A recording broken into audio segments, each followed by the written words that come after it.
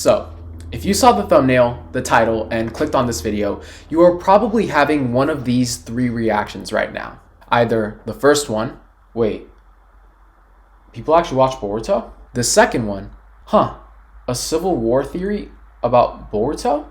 Wow, I never really thought about it that way. Or the third one, a Civil War theory? Yeah, this guy clearly doesn't read the manga. You know, if you read the manga, you won't have to sit through hundreds of episodes of filler. Like, bro, seriously, just read the manga. Alright, I get it! All jokes aside, welcome to my channel. My name is Marcelo, and this is Boruto Theory, Civil War. Now, before we get into it, I want to preface this video by saying that this theory is actually very long overdue, especially for myself. I originally thought about this theory a bit over a year ago, and I just recently finished writing a script for it, which is over 30 pages long. And the truth is, I really wanted to get this video out before the code arc begins, which as of the recording of this video was just over a week ago. I thought that by doing so, I can not only hopefully reach more people, but also get more people thinking about the future of Boruto, and how the show could be hinting at so much more than what it seems. But recently, I've realized that the 40+ minute long video that I've been working on still probably won't be done for a while. So instead, what I wanted to do is make a shorter, more concise version of the video. I think that doing this will also make it easier for you all to watch and understand, since 40 minutes is already a lot. So yeah, that's the reason behind this video. And lastly, I promise this is the last thing, 3 warnings / disclaimers which I feel like are important for anyone watching. Firstly, this video will contain major spoilers for all of Naruto and all 286 episodes of Boruto.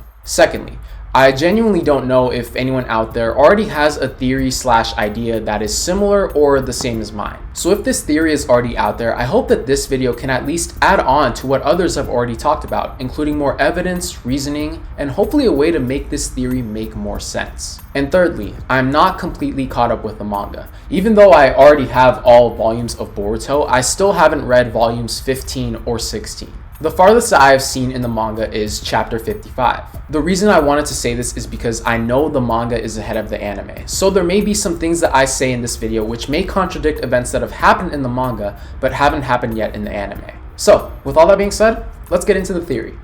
Introduction.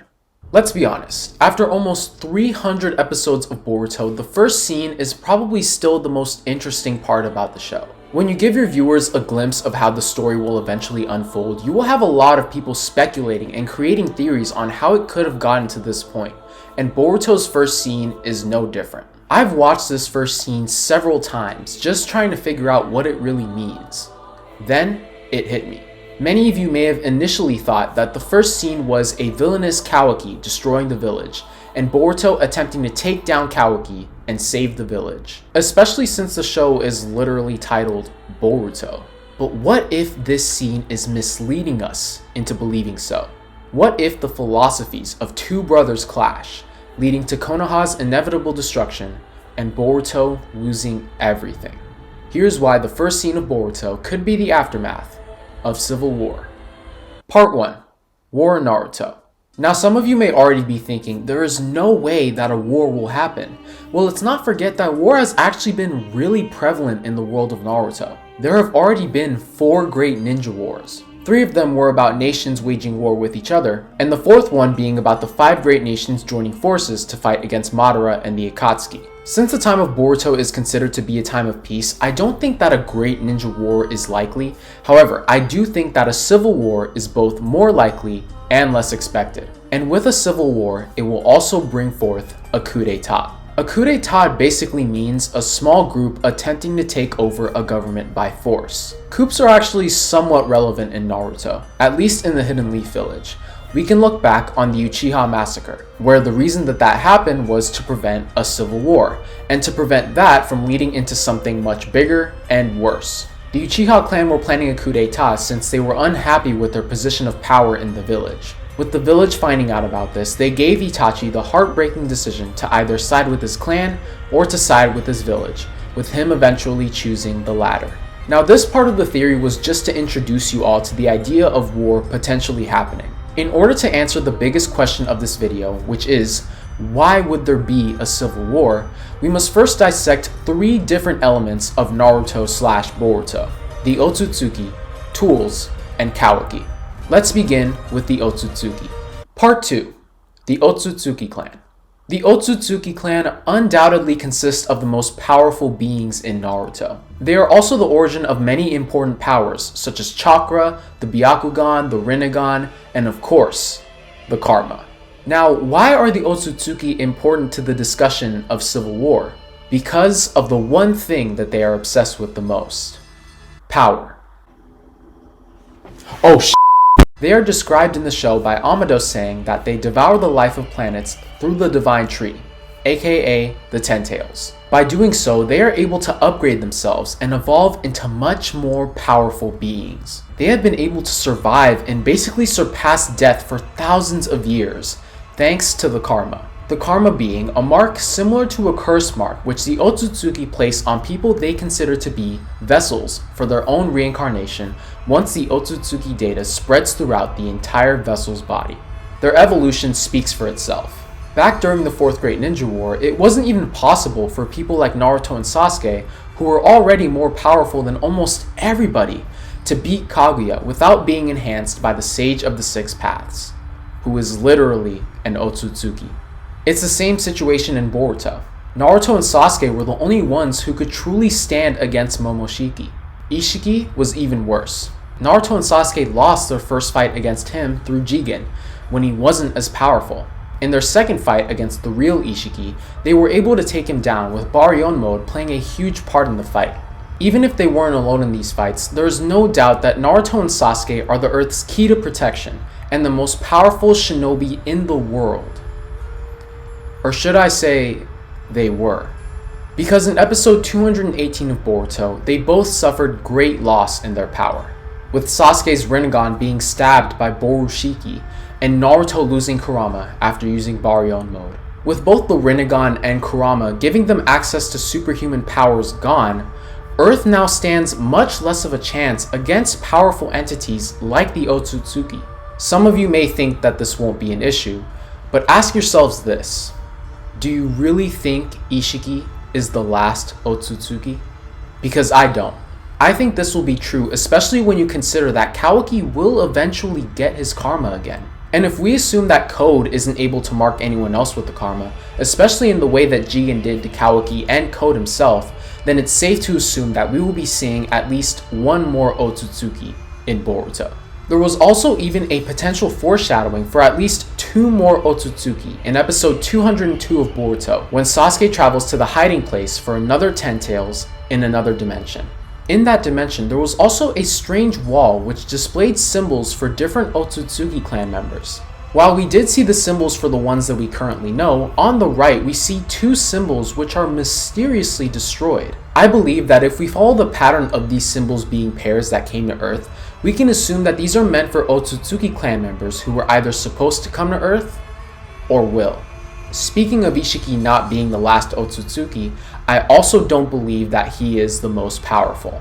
This will also pose a problem, especially since Amado has stated that if Ishiki resurrected in Kawaki's body, no one would be able to stop him. This leads me to the question that I want to pose to you all. Without the superhuman powers of Naruto and Sasuke, how can humanity defend themselves against gods? How can humanity obtain power that can potentially surpass even that of someone like Jigen? Part 3. Tools. The word tools is one that has been brought up frequently in Boruto, and I believe that in the context of Boruto, this word is one that may be overlooked by many, whether being viewed as a physical object or as a concept. What do I mean by this? Let's begin by looking at tools as a physical object, actual tools. When I bring up the word tools, what's the first thing that pops up in your mind when thinking about the world of Naruto? Well, some of you may have thought of kunai, shuriken, or even a scroll, but the one thing I want to talk about are scientific ninja tools. Yes, the major scientific advancement of the world of Naruto. The thing about scientific ninja tools is that they have proven to be very useful in many different situations. Let's look at some examples. Boruto used a scientific ninja tool in his first Chunin exams, and with it he was able to outperform everybody. With it, he was able to perform powerful jutsu such as this one called Water Style Bullet Orca. He was also able to throw out green shuriken that bend on their own, shadow clones, and purple lightning, a technique created by Kakashi, all without having to use any chakra. Next, Katasuke's suit of armor. This played a huge part in the fight against Ao. The key thing about this is its ability to absorb jutsu, which works in a very similar manner to Momoshiki's ability to do the same thing. We also saw Denki's own scientific ninja tool creation being used in the second Chunin exams. This gave Denki arms which can act as grappling hooks, a motion sensor which acts as a Sharingan, pseudo lightning style overdrive, and the ability to switch chakra natures on the spot. Other examples include smoke flash bombs, gloves and boots to climb walls with without needing chakra, and a chakra blade which kind of resembles a lightsaber. All of these are examples of tools as physical objects. Before we move on to tools as a concept, let's talk about what could happen if Hidden Leaf technology were to fall into the wrong hands. Because I think a great example of that would be the Kara. You could say that the Kara is like Boruto's Akatsuki, but what makes this group stand out over a group like the Akatsuki or any other group of villains in Naruto or Boruto is that every member of the Kara is a scientific ninja tool. Every member has been modified thanks to possibly the most important member, Amado.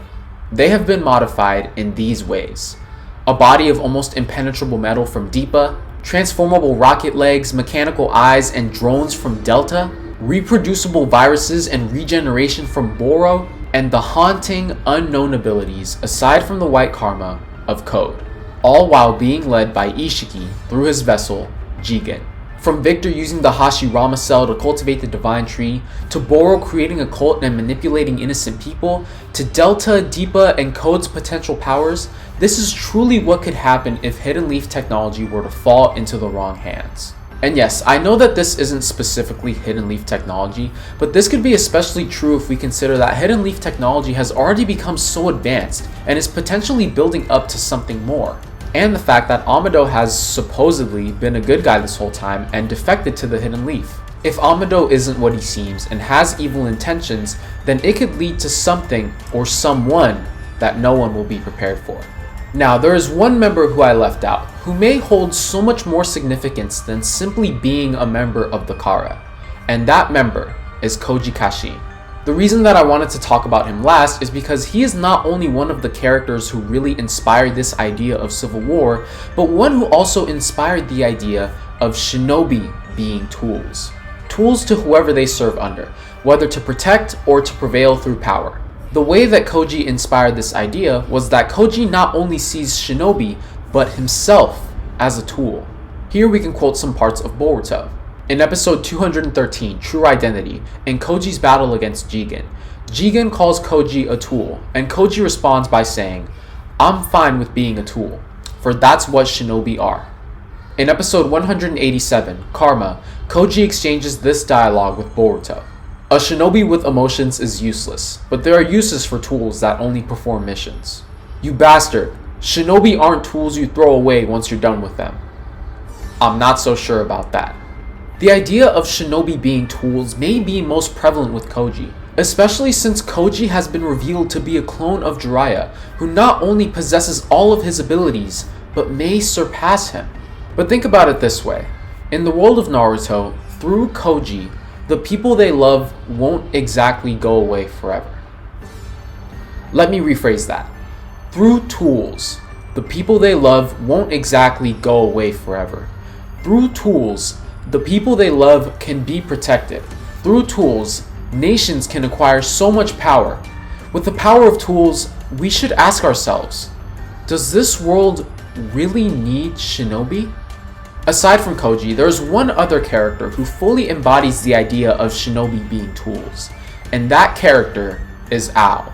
When considering what he has been through, I'm not surprised that he turned to the Kara. From losing an arm and a leg to not being able to be a shinobi anymore, he lost his purpose in life, until the Kara was able to give his life meaning again. They were even able to modify his body so that he could become just as, if not more powerful than he was when he was a shinobi. And then he served under the Kara as their tool. Now, the main reason why I want to bring up Ao is because I believe that he dropped the biggest piece of foreshadowing in the entire show, which may even further embody the idea of shinobi being tools. In episode 186, How You Use It, Ao says these words to Boruto. I died as a shinobi, and thanks to them, I was reborn. I was useless, but they gave me new powers and gave my life meaning. This marks the end of shinobi, with their paltry and antiquated powers. We must make the transition to a new power. As their tool, my life was given meaning. Do you know why Mugino died? It's because he didn't have power. If he had power, he wouldn't have died. Not everyone can become strong like your father. For many, it's impossible to achieve. They only suffer loss and end up exhausting themselves. That's why we need a new power. Whether or not it's ninja-like is of no concern to me. I gave up being a shinobi. I'm a new breed of human, one that has new powers, to seek purpose and power as a tool. This ideology is what makes Ao's death almost poetic, dying as a shinobi to the hands of a tool who not only surpasses him, but can replace him as a new power. The age of the shinobi is over. And you know what? I don't think it's a coincidence that after Ao is laid to rest following his death as a shinobi, the very first new character that we are introduced to... Part 4. Kawaki. That's right. The first new character that we are introduced to after Ao's death is Kawaki. The main question that I want you guys to keep in mind for this section is this. Will Kawaki really turn evil?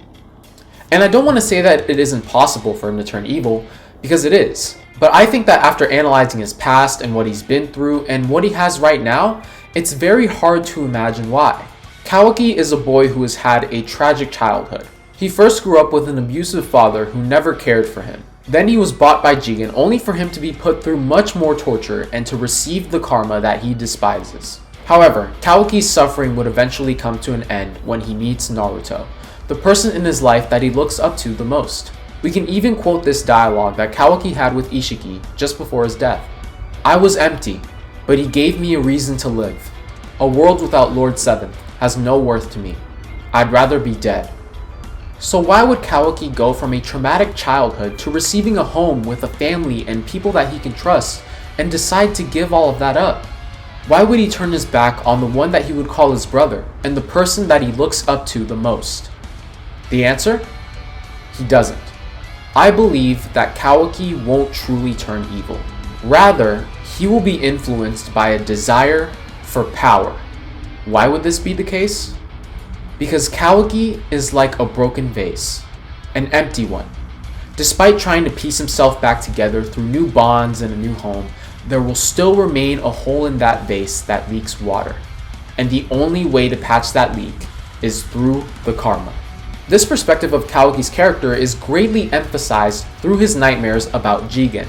In episodes 196, 216, and 217, there are examples of Jigen describing Kawaki in this way. Here's the example from episode 216. You have nothing. You are empty. And more than anything, you loathe your empty self.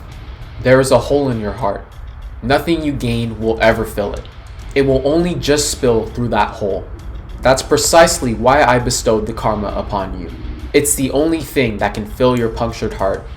It's a special mark. I believe that these words spoken by Jigen will also help prove one thing that will happen in the future. Kawaki's new karma. That's right, I believe that in the future a new Otsutsuki will come to Konoha and Kawaki will let himself be marked with another karma by this new Otsutsuki. Now some of you may think that the proof that I showed for that isn't enough. Well, there's no way that an important character like Amado has specifically said something that foreshadows Kawaki's struggles of powerlessness in the same episode, right? Right? お前を苛立たせるのは単なる無力感か。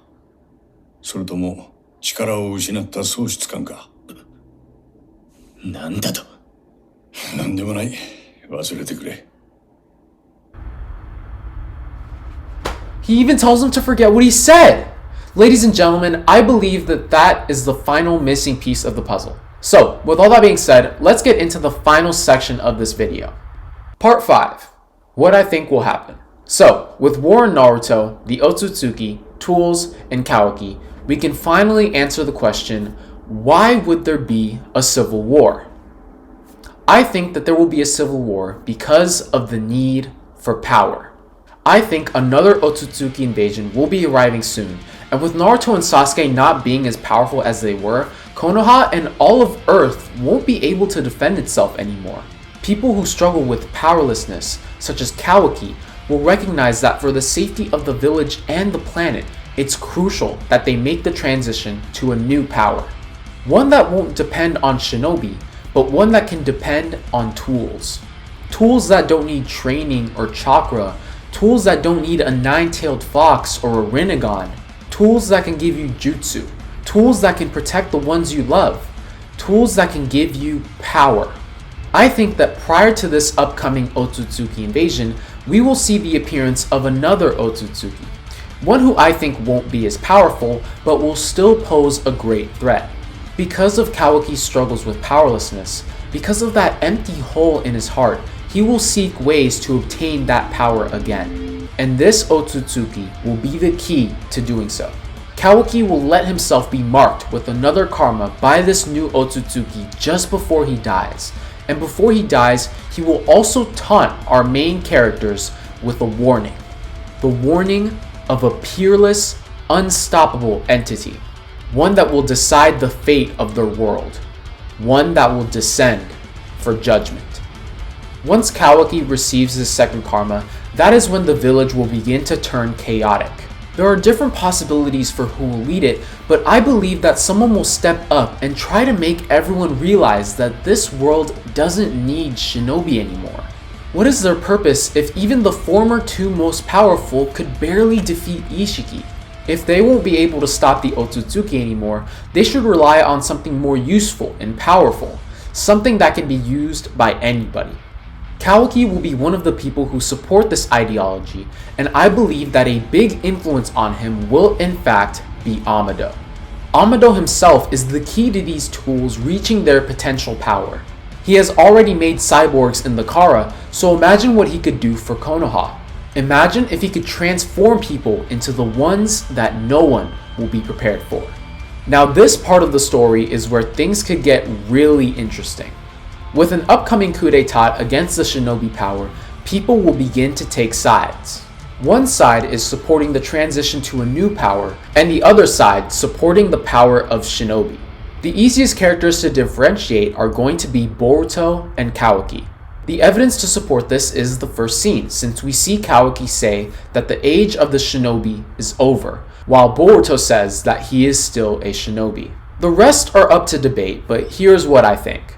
Team 7 will be evenly split, with Boruto and Sarada taking the side of Shinobi, and Mitsuki joining Kawaki on the side of tools. I know, some of you may think that that's crazy, but is it really? If you think about it, Mitsuki is similar to Kawaki in that context. He wasn't born naturally, rather created by Orochimaru. And I think that someone like Kawaki can use that to influence Mitsuki to have him join his side, or it could be one of the reasons that Mitsuki decides to join him on his own. I think that this can also lead to a very anticipated fight. Boruto versus Mitsuki. I think they may have also foreshadowed this in the second Chunin exam arc when they were supposed to fight each other, but didn't. And then the show left us with only the beginning of their fight in an empty arena. To me, I don't see why they wouldn't show us their fight unless they were trying to tease it for the future. For the other teams, I think that we can also see them begin to split up. I think that for Inoshika-cho, Inojin and Chocho will take the side of Shinobi, while Shikadai will take the side of tools. I think that Wasabi and Namida will take the side of Shinobi, while Tsubaki will take the side of tools. Now, this part may seem a little bit far-fetched, but I think that this may have been foreshadowed by some of the openings and endings of Boruto. We already know there's a bit of foreshadowing in the openings and endings, such as Teenage Boruto in Opening 2 and Naruto reaching out for Kurama in Ending 17. But I specifically saw a pattern in two of them, Ending 4 and Opening 7, in which the next generation was split into two sides. And on one side, there was Chocho, Inojin, Wasabi, and Namida, and on the other was Mitsuki, Shikadai, Iwabe, and Denki. Again, this may seem far-fetched, especially since it appears that Metal Lee eventually switches sides and Sumire is missing from opening 7, or is replaced with Tsubaki. Now, this is the last thing that I want to talk about. Speaking of choosing sides, I think that there will be several characters who won't be able to choose sides. But the two most important characters who won't be able to, who may also contribute to a few important parts of the first scene, are Naruto and Sasuke. Let's start with Sasuke. The reason that I think he won't be able to choose sides is because of him being a very smart person. While he is basically dedicated to the life of Shinobi, I believe that he will also be able to see that tools are what's necessary to protect the village. In doing so, I believe that he will be one of the people who try to stop Boruto from fighting Kawaki. This may be controversial, but I think that this will cause both Boruto's scar on his eye, which looks like it could be from a sword, and Sasuke's death, with the potential awakening of Borushiki. Sasuke's death could also make sense considering that in the first scene, he is not only seen with his cloak, but his headband, one that Sasuke has asked Boruto to eventually return to him. Some of you may also point out the sword, but I don't think that this is Sasuke's, rather a weapon that Boruto wields inspired by his teacher. Secondly, Naruto. This may seem a bit more obvious, but Naruto is the freaking Hokage. It makes sense for someone like him to be split on this decision. He, like Sasuke, will want what's best for the village, but I think it will be harder for someone like him to abandon the ways of Shinobi. Here's one last prediction. I think that Naruto won't be present for either the entirety or most of this war. The reason is because in the first scene, Kawaki says, "I'll send you where I sent the 7th Hokage, Boruto." Initially, people may have interpreted this as Kawaki killing Naruto, but now we know enough about Kawaki and the karma to say that this is most likely not the case. We know that the karma can be used to travel to different dimensions, and we now know that Naruto is like a father figure to Kawaki. So instead of killing him, I think that Kawaki sent Naruto to another dimension, not to harm him, but to protect him and to keep him safe from the impending war that will inevitably destroy the entire village.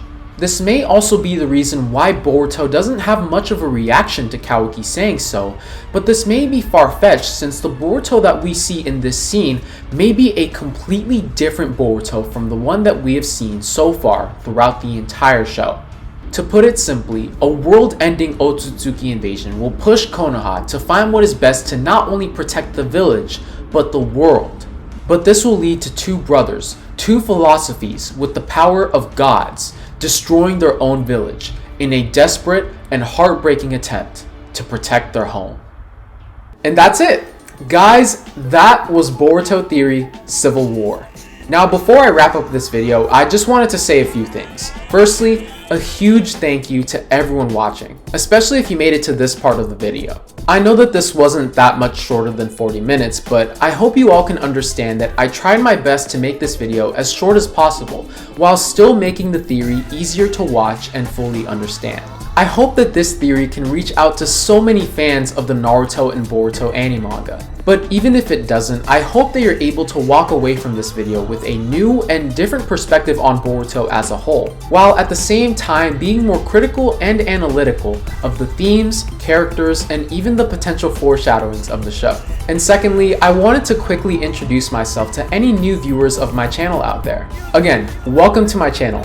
My name is Marcelo. On this channel, I basically do two things: watch anime and play video games. I'm currently doing a reaction series for Chainsaw Man and Tokyo Revengers, and don't worry, they're still continuing.